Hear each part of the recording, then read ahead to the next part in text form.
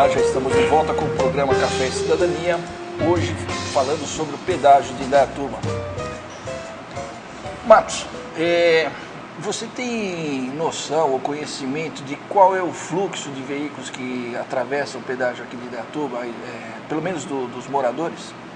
Olha, moradores em si, são cerca de 7 mil veículos de passeio de Indaiatuba que paga pedágio. E outros cerca de 6.500 que desvia do pedágio para não pagar, tá? Isso de moradores de Indaiatuba? Isso com placas de Indaiatuba, tá? 13, 14 mil? Mais ou menos, cerca de... E hoje, que passa na rodovia das colinas aqui, cerca de 25 mil veículos. Dia. Isso números da própria concessionária, tá bom? Ou seja, a gente tem um fluxo considerável aí. E a gente tem uma situação aí que é a questão do bloqueio, né? Porque é do desvio, né? Você tem um desvio, por quê? Por que não? Por que eu tenho que passar pela porta dos fundos? Né? Isso é humilhante, né? O pessoal chama aquilo ali de isenção, mas não é isenção, aquilo ali é uma via secular, né? Desde que existe a colônia ali em Helvétia, já existe já existia aquela via de acesso, né? Então sempre houve mas esse bloqueio de pedágio que foi colocado ali foi justamente porque eu creio que o pessoal desviava para não pagar o pedágio, não é isso? Olha, a situação ali, lá atrás, né, só contando um pouquinho da história para o telespectador entender, lá atrás havia o quê? Né? Desde que se instalou o pedágio, havia ali uma rota de fuga, tá? O pessoal entrava por ali e saía lá na estrada do Sapezal, 4,5 km depois, né? E o desvio fica ali no quilômetro 62 da SP-75, né? Na entrada de Helvétia. Aí o que a concessionária fez? Ela pegou, na entrada ali da rodovia, na entrada do desvio, ela cercou com guarda-reio. Aí, você cercar uma cidade de guarda-reio, né? Aquilo, a cidade ficou um absurdo, houve um clamor. O Ministério Público, em 1994, entrou com ação civil pública, né? E aí houve uma negociação lá. A negociação era o quê? Tira o guarda-reio dali. Então, o termo lá de acordo fica assim, ó, fica garantido o acesso de veículos, independente de placa, o acesso de veículos pelo quilômetro 62 da SP-75. E para amenizar, para não haver uma rota de fuga, eles fecharam ali a estrada do Sapezal, 4,5 km, que dá um retorno para a rodovia, que fica próximo ali ao posto rodoviário, né? No quilômetro 60. Então fica mantido o fechamento da estrada do Sapezal, tá? Isso em 2006. Aí houve as concessões aqui em Indaiatuba no ano 2000, né? Aí em 2006, como houve um aumento do fluxo de veículos, um aumento abusivo do valor da tarifa, começou a haver, mesmo que o trecho fosse muito mais longo, começou a haver uma rota de fuga muito grande ali. Valia a pena. Aí o governo vem, permite o bloqueio, né? Criou-se a figura do pedágio de bloqueio, com a finalidade de bloquear veículos com placa de fora, para poder fazer com que ele retorne para a rodovia, né? E aí eles chamam o acesso ali para o veículo da cidade de isenção.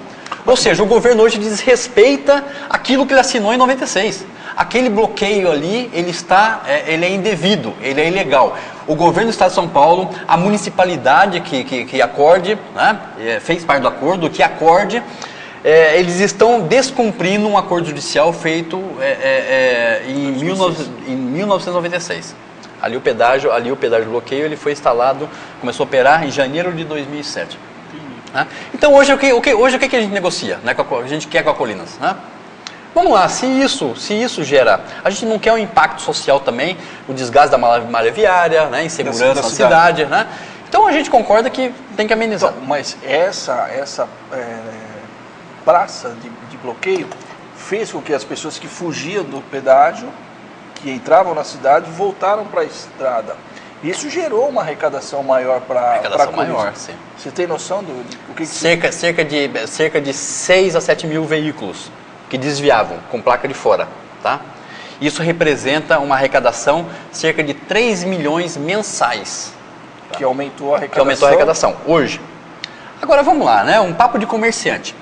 Você concessionária, se uma caneta, e eu prefeito, se uma canetada minha vai garantir com que você tenha um incremento de receita de 3 milhões mensais, Eu ficaria contente. Eu tenho que minimamente, a bem da população... Uma contrapartida. Uma contrapartida. A contrapartida, o que a gente quer? A gente quer que os veículos com placa de Indaiatuba não precisem passar pela porta dos fundos. Que ela seja isenta na rodovia. Isso que eu ia te perguntar. E não é possível isso? Quem que tem poder para fazer uma negociação para que, por exemplo, quem mora num canto da cidade para atravessar por dentro para ir pelo bloqueio, você gasta aí 40 minutos. E se você está lá na rodovia, você passa aí. Como é que é isso? É difícil de conseguir isso? Olha, eu vou citar com as palavras do prefeito Reinaldo Nogueira, tá? Eu cheguei para o Reinaldo uma vez, quando a Dilma Rousseff veio aqui no ano passado. Eu disse, Reinaldo, foi em abril do ano passado. Reinaldo, encampa essa briga com a gente. Né? Você é o prefeito, você tem a caneta, né? E você tem poder você tem mais força para liderar essa parada, essa brincadeira com a gente. Mas eu falei com ele me garantiu que ele é um dos que encabeça o movimento. Tá, então a gente gostaria que encabeçasse, mas encabeçasse com postura. Por exemplo, você não pode permitir aquela situação ali. Né? Aí ele me falou assim, e eu falei, pô, por que não exigir a contrapartida? Eu consigo sentar e mostrar, né? Por meio de documentos, por meio de acordos judiciais que a prefeitura mesmo fez, né? E Ministério Público e DERSA, e na época não era Rodovia das Colinas, que ali foi descumprido o acordo. Você pode tirar aquele bloqueio da forma que... O Reinaldo ele disse que não é viável para a concessionária, porque 7 mil veículos com placa de Indaiatuba paga, não desvia.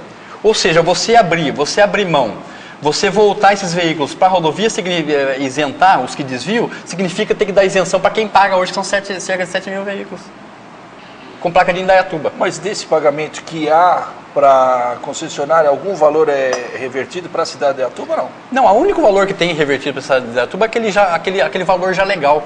5% do ISSQN, arrecadado na SPC-5, é distribuído entre as cidades da área de concessão. Indaiatuba hoje ela recebe R$115 mil mensalmente a título de ISSQN. Aumentou, né? Era no ano passado, em julho do ano passado, era de R$70 mil. Então houve um aumento. Segundo a própria concessionária, né, no primeiro trimestre desse ano, em relação ao mesmo período do ano passado, houve um aumento da transferência de ISSQN para as prefeituras no estado de São Paulo da ordem de 50%. Ou seja, é o mesmo que dizer que houve um aumento das receitas, porque é sobre a receita da arrecadação das concessionárias na ordem de 50%. Então, e o pessoal não promove equilíbrio econômico-financeiro para devolver dinheiro para o usuário. Só no desvio você me falou que isso gera aí 3 milhões por mês para a concessionária. Aqueles veículos com placa de fora que hoje... Só isso. Né? Isso é um incremento de receita. E você falou quanto? 115 mil que volta para a prefeitura? De ISSQN. Né? Então, pega-se a arrecadação na rodovia das Colinas, na SP-75, né?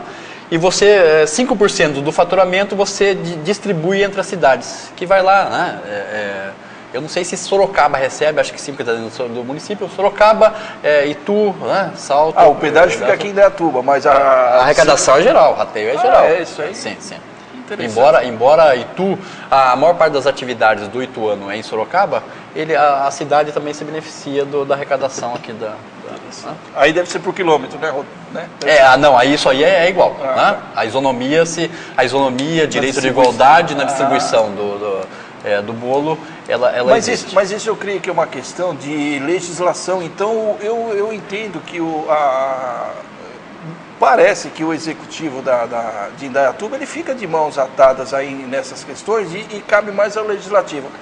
Você, agora nessa manhã, época de eleição, e os candidatos a deputados federais e estaduais têm propostas a respeito disso. Você tem acompanhado, você sabe as propostas, você sabe comentar alguma, viável ou não viável? Olha, Aldo, eu digo que proposta, né? Época de eleição todo mundo fala. Uma coisa é eu chegar aqui e falar assim, você me perguntar se é a favor, é contra, e o que você defende para resolver a questão do pedágio. E eu chegar aqui, eu tenho uma retórica, eu te coloco uma série de questões, né, baseado nas informações que eu tenho. Eu digo que ser a favor não é chegar em período eleitoral e ter uma proposta, falar assim, eu sou contra e vou brigar. Né?